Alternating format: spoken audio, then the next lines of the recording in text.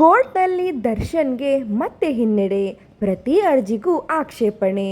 ಹೌದು, ನಟ ದರ್ಶನ್ ಕೋರ್ಟ್ನಲ್ಲಿ ಹಿನ್ನಡೆಯಾಗುತ್ತಲೇ ಇದ್ದಾರೆ.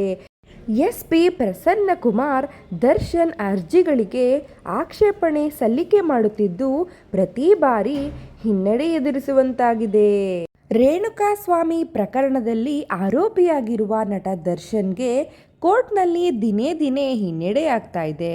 ದರ್ಶನ್ ಸಲ್ಲಿಕೆ ಮಾಡಿರೋ ಎಲ್ಲ ಅರ್ಜಿಗಳಿಗೂ ಪ್ರಾಸಿಕ್ಯೂಷನ್ ಆಕ್ಷೇಪಣೆ ವ್ಯಕ್ತವಾಗ್ತಾ ಇದೆ. ಕೋರ್ಟ್ ಟ್ರಯಲ್ ವೇಳೆ ಖುದ್ದು ಹಾಜರಾತಿಗೆ ಅರ್ಜಿ ಸಲ್ಲಿಕೆಯಾಗಿದ್ದು, ಇದಕ್ಕೂ ಆಕ್ಷೇಪಣೆ ಸಲ್ಲಿಕೆ ಮಾಡಿರೋ ಎಸ್ಪಿ ಪ್ರಸನ್ನಕುಮಾರ್ ಅವರು ಆರೋಪಿಗಳನ್ನ ಕೋರ್ಟಿಗೆ ಹಾಜರುಪಡಿಸಿದಾಗ ಸಾಕಷ್ಟು ಜನಜಂಗುಳಿ ಆಗುತ್ತೆ ಅಂತ ವಾದ ಮಾಡಿದ್ದಾರೆ.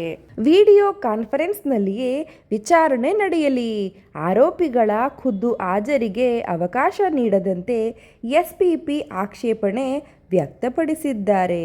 ಕುಟುಂಬಸ್ಥರನ್ನ ಒಳ ಸಂದರ್ಶನಕ್ಕೆ ಅವಕಾಶ ಕೋರಿ ದರ್ಶನ್ ಸಲ್ಲಿಸಿದ್ದ ಅರ್ಜಿ ಸಂಬಂಧವಾಗಿ ಒಳ ಸಂದರ್ಶನಕ್ಕೆ ಆರೋಪಿಗಳು ಜೈಲು ಅಧಿಕಾರಿಗಳಿಗೆ ಮನವಿ ಸಲ್ಲಿಸಿಲ್ಲ. ಜೈಲು ಮ್ಯಾನುವಲ್ ಪ್ರಕಾರ ಜೈಲು ಅಧಿಕಾರಿಗಳಿಗೆ ಮೊದಲು ಮನವಿ ಸಲ್ಲಿಸಬೇಕು ಎಂದು ಹೇಳಿದ್ದಾರೆ. ಒಂದು ವೇಳೆ ಜೈಲಾಧಿಕಾರಿಗಳು ನಿರಾಕರಿಸಿದ್ದಲ್ಲಿ ಕೋರ್ಟ್ನಲ್ಲಿ ಅರ್ಜಿ ಸಲ್ಲಿಸಬೇಕು. ಪದೇ ಪದೇ ಕೋರ್ಟ್ಗೆ ಅರ್ಜಿ ಸಲ್ಲಿಸಿ ಕೋರ್ಟ್ ಸಮಯ ಹಾಳು ಮಾಡ್ತಾ ಇದ್ದಾರೆ.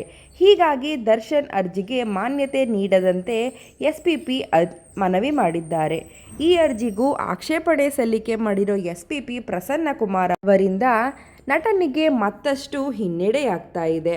ದರ್ಶನ್ ಪರ ವಕೀಲರಿಂದ ಮತ್ತೊಂದು ಅರ್ಜಿ ಸಲ್ಲಿಕೆಯಾಗಿದ್ದು, ವಾರದಲ್ಲಿ ಒಂದು ದಿನ ಆದರೂ ಕೋರ್ಟ್ಗೆ ಹಾಜರುಪಡಿಸಿ ಅಂತ ಸಲ್ಲಿಸಿದ್ದಾರೆ.